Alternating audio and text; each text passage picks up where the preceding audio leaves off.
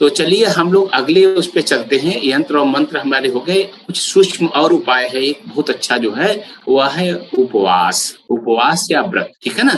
उपवास या व्रत जो है, ध्यान दीजिए कि सामान्यतः सामान्यतः जो है उन ग्रहों का करना चाहिए जिन ग्रहों की कृपा आपको प्राप्त करनी है। जिन ग्रहों की कृपा आपको प्राप्त करनी, जो थोड़े से दाएं बाएं चल रहे हो, जो नाराज से हो, जो क्रूर से हो, उनका व्रत करना अच्छा होता है। हर ग्रह का व्रत करना अच्छा नहीं होता है। पर 7 दिन आप जो है राहु केतु का तो कर ही नहीं पाएंगे, बाकी 7 ग्रह बचे। और उन ग्रहों का जो भी व्रत किया जाता है वह उनके दिन किया जाता है, ठीक है ना। तो राहु केतु का व्रत नहीं होता है। राहु केतु का व्रत क्यों नहीं होता है? क्योंकि वह छाया ग्रह है, ठीक है ना। वह छाया ग्रह दिखते नहीं है और उनका आकाश मंडल में, राशि चक्र में अस्तित्व ही नहीं है। उनका अस्तित्व ही नहीं है।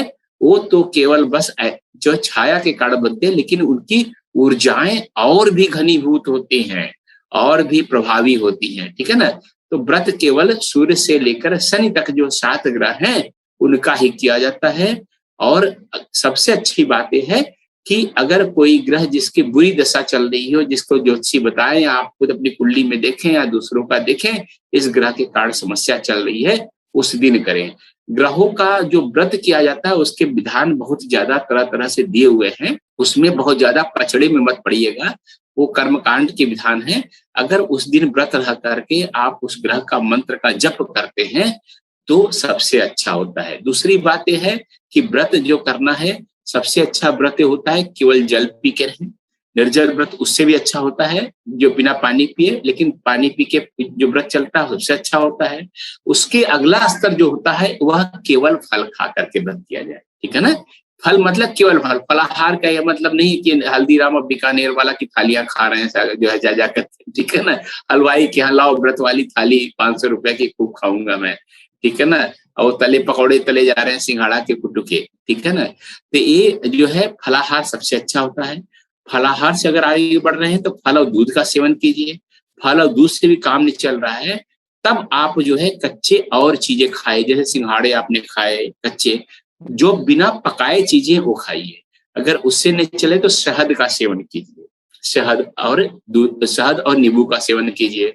इससे भी काम नहीं चले तब आप जाकर के उन रफ जिसमें रेसे ज्यादा होते हैं वो पदार्थ, जैसे कि सावा का चावल है, कुट्टू का आटा है, सिंघाड़े का आटा है, इन सब में क्या होता है कि रफेज बहुत ज्यादा होता है, ठीक है ना। वो क्योंकि जब आप कोई व्रत कर रहे हैं तो कुछ तो त्याग करना चाहिए कि नहीं, कि और पूड़ियां तल के खा रहे हैं, ठीक है। तो ये ध्यान देना चाहिए। और जब व्रत आप तोड़ें तो कोशिश करें कि उन चीजों से, ग्रहों से संबंधित कोई चीज का जो है हम खा करके तोड़े, लेकिन कोशिश कीजिए पूरा दिन रख जाए जो है। और कर्मकांड में जो दिया हुआ है वो तो अलग अलग ढंग से बना दिया गया है, वो बहुत बाद में बना है। अगर आपको फल प्राप्त करना है तो पूरा दिन व्रत रहिए। दूसरी बात यह है कि व्रत के साथ जो है, जो अभी मैं दान की चर्चा करने वाला हूँ, दान भी अगर उस ग्रह का करेंगे तो बहुत अच्छा होगा, ठीक है ना। तो ये ग्रह का व्रत का ये विधान जो है, अगर आप किसी ग्रह कोई नाराज चल रहा है, शनि की 7.5 चल रही है, या किसी दशा खराब चल रही है, आपको लग रहा है कि इस दशा के कारण खराब चल रही है, तो आप जो है उस ग्रह का व्रत उसी दिन कर सकते हैं, ठीक है ना। और ज्यादा अच्छा हो कि वह सकर्मक करें, संकल्प के साथ करें। इतने दिन का व्रत, कल 16 शुक्रवार कर रहे हैं, इतने रविवार कर रहे हैं, तरह तरह से वो किताबों में लिखा हुआ है। उसका बहुत उतना महत्व नहीं है, लेकिन फिर भी थोड़ा सा महत्व देकर के करेंगे तो ज्यादा अच्छा है। दूसरा तरीका यह है कि जो आपको मंत्र के जप में जो संख्या बताई गई थी उसका मूलांक ले लीजिए।